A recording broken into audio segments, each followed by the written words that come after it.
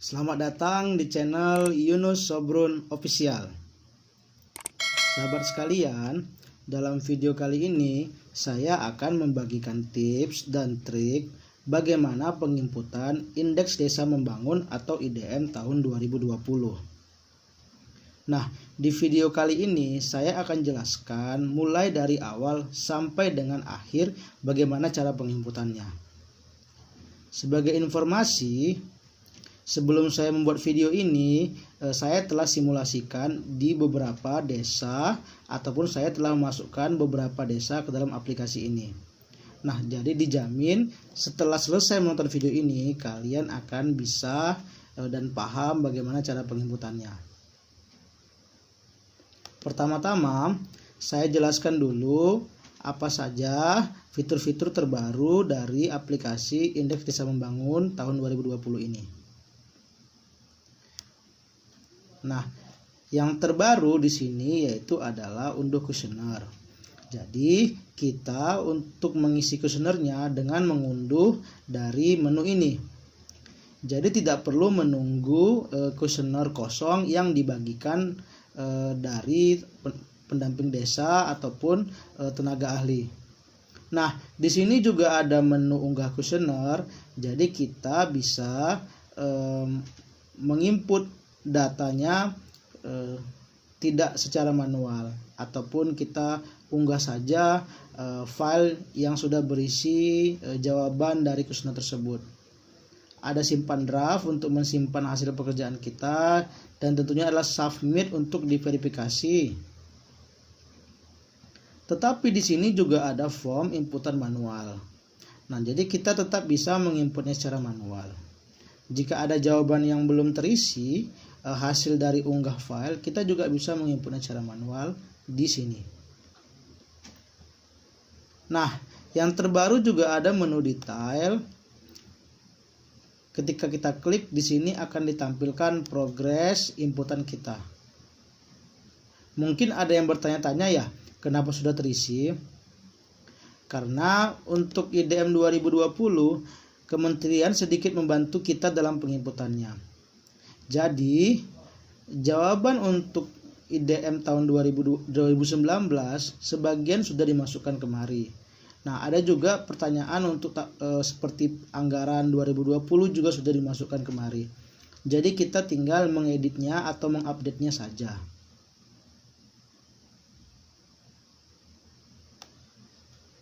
Kawan-kawan juga bisa ketika untuk mengisinya bisa juga langsung di sini atau juga mengunduh kuesionernya. Jadi ada dua cara. Kalau jaringan internet bagus di desa, bisa langsung saja menginputnya di sini. Jadi tidak bolak-balik. Ataupun bisa dengan mengunduh kuesionernya dulu, baru kemudian diisi ke desa.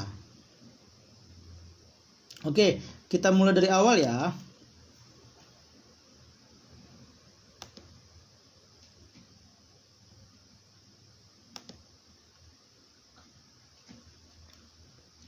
Pertama-tama, sahabat sekalian harus masuk ke akun desa masing-masing. Untuk username-nya dan password-nya itu masih sama seperti tahun lalu. Jadi bisa ditanyakan saja dengan tenaga ahli yang menangani di kabupaten kalian masing-masing. Kemudian kita pilih kuesioner. Lalu kita unduh kuesionernya.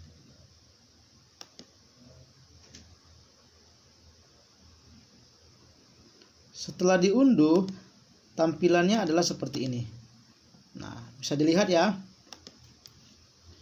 Saya jelaskan beberapa tips dan trik bagaimana cara mengisinya.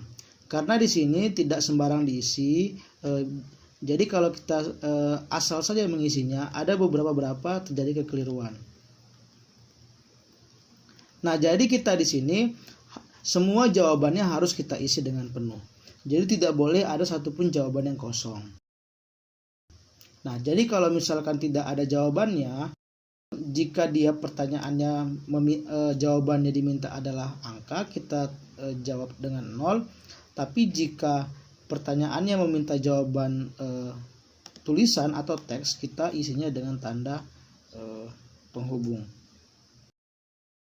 Nah, saya berikan beberapa kondisi yang terjadi agar kalian memahaminya dan tidak bingung ketika menginputnya.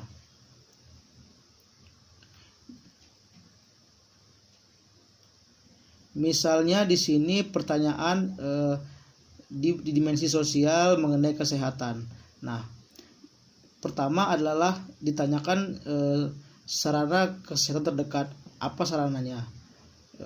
Kita isi sesuai dengan pilihan yang ada di sini ya. Nah, kemudian kita berikan jarak sesuai dengan di sini satuannya apa. Kalau ditanyakan meter, meter. Kalau kilometer, kita buat kilometer. Baru waktu tempuhnya. Nah, yang menjadi bingung adalah ketika kita misalnya mengisi seperti ini. Rumah sakit bersalin. Nah, di desa tentunya rata-rata tidak punya rumah sakit bersalin yang ada di desa. Jadi kita pilih jawabannya 0. Nah, tetapi jarak ke rumah sakit bersalin terdekat di sini harus terisi, tidak boleh dikosongkan. Jika dikosongkan, ketika ini kalian unggah, maka sistem menganggap bahwasanya jawaban itu belum diisi. Jadi kita mesti mengisinya. Nah, jadi kita di sini harus mengisi jarak ke rumah bersalin terdekat. Nah, biasanya kan itu ada di pusat-pusat kecamatan yang ramai ataupun di pusat kabupaten. Jadi kita harus mengisinya berapa jarak dari desa ke rumah sakit bersalin yang terdekat. Bisa di kabupaten ataupun di kecamatan yang cukup besar. Misalnya saya isi 300 meter, 5.000 meter. Oke, baru jaraknya misalnya 40 menit. Seperti itu. Jadi tidak boleh ada jawaban yang kosong. Nah, yang lain juga seperti itu bisa diperhatikan nanti ya satu persatu. Tidak boleh ada jawaban yang kosong. Cukup memudahkan ya. Jadi ketika kita masukkan ke form Excel, kita tinggal unggah, tidak input manual lagi. Misalnya di sini lagi ya, jumlah penyandang kebutuhan khusus karena tidak ada, bisa diisi saja dengan angka 0.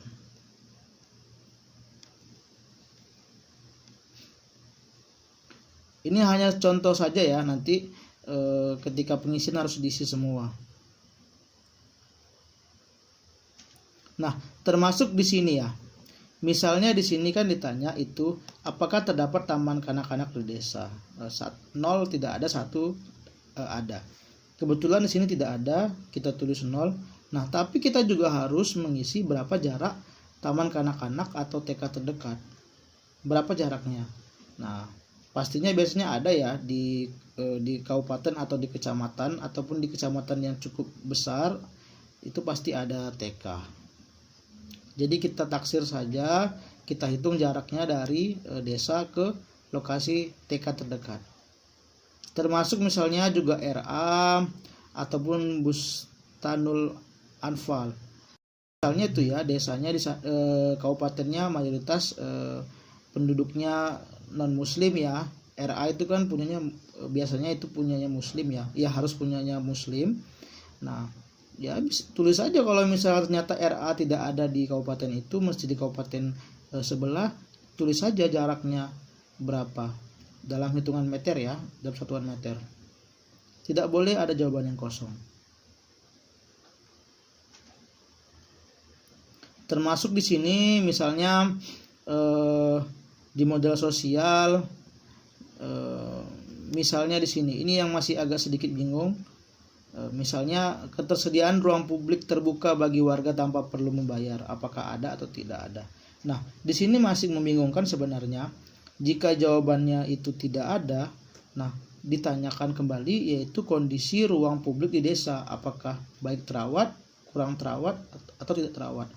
Nah, di sini masih membingungkan sebenarnya, tapi hal ini telah saya sampaikan ke ke kementerian melalui tenaga ahli yang menanganin IDM di provinsi saya.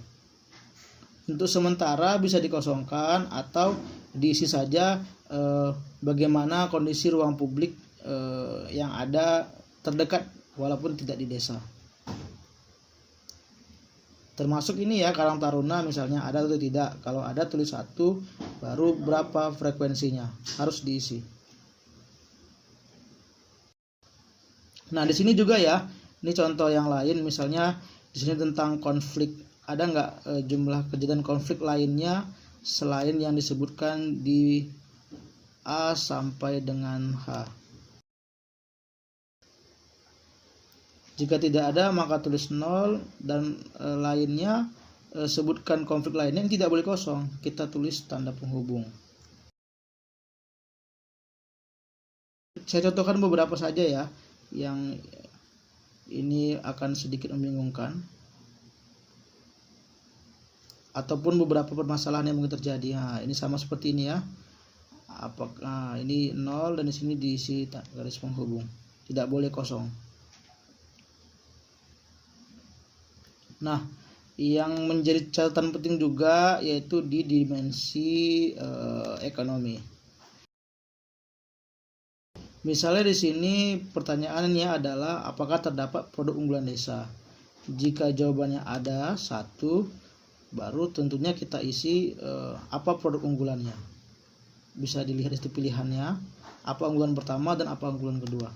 Tapi jika di sini jawabannya tidak ada, 0, maka kita tetap harus mengisi produk unggulan pertama dan produk unggulan kedua. Nah, jadi ini juga sudah saya sampaikan. Sementara menurut saya diisi dulu saja. Di sini jawabannya adalah hasil tani ataupun produk yang hasil tani atau produk yang ada di desa, mana yang paling banyak pertama dan mana paling banyak kedua. Walaupun produk itu belum menjadi produk unggulan.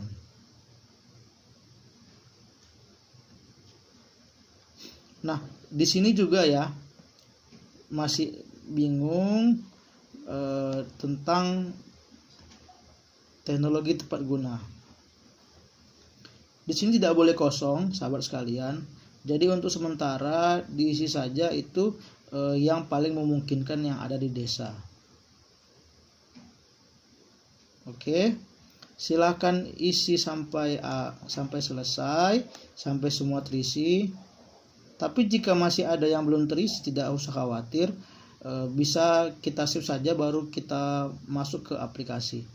Nanti di sana juga saya berikan tipsnya bagaimana agar mengetahui jawaban mana yang mungkin belum terisi ataupun terlewatkan. Oke? Kita simpan, tutup saja. Baru kita buka kembali aplikasinya, lalu kita unggah kuesioner. Oke, dilihat prosesnya sedang dimulai. Oke, untuk melihat hasil inputannya, tekan simpan draft. Nah, di sini akan terlihat prosesnya.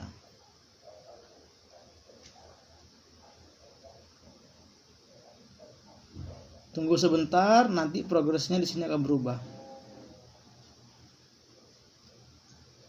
Oke ya, dia berubah walaupun tidak terlalu banyak.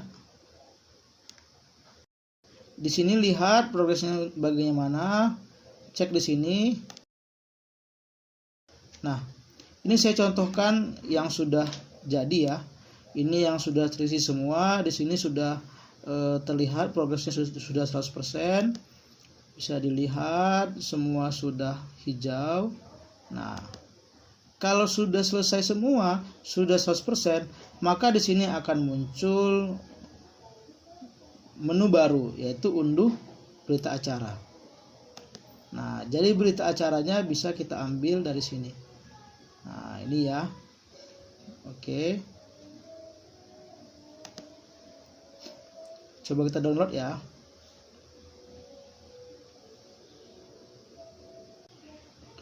Kemudian kita submit verifikasi jika berita acara sudah selesai, karena berita acaranya harus diunggah sebelum bisa diverifikasi oleh akun kecamatan. Nah, bisa dilihat di sini. Oke, harus diunggah terlebih dahulu. Baru nanti tekan centang ketika sudah diunggah. Untuk format file berita acaranya yang diterima adalah format PDF, JPEG ataupun PNG ya, hanya 3 ini saja. Oke. Itu saja yang bisa saya bagikan tipsnya. Selamat mencoba, jangan lupa bagikan video ini ya, supaya sahabat-sahabat desa sekalian yang sedang kebingungan dalam penginputan IDM ini bisa lebih memahami. Terima kasih.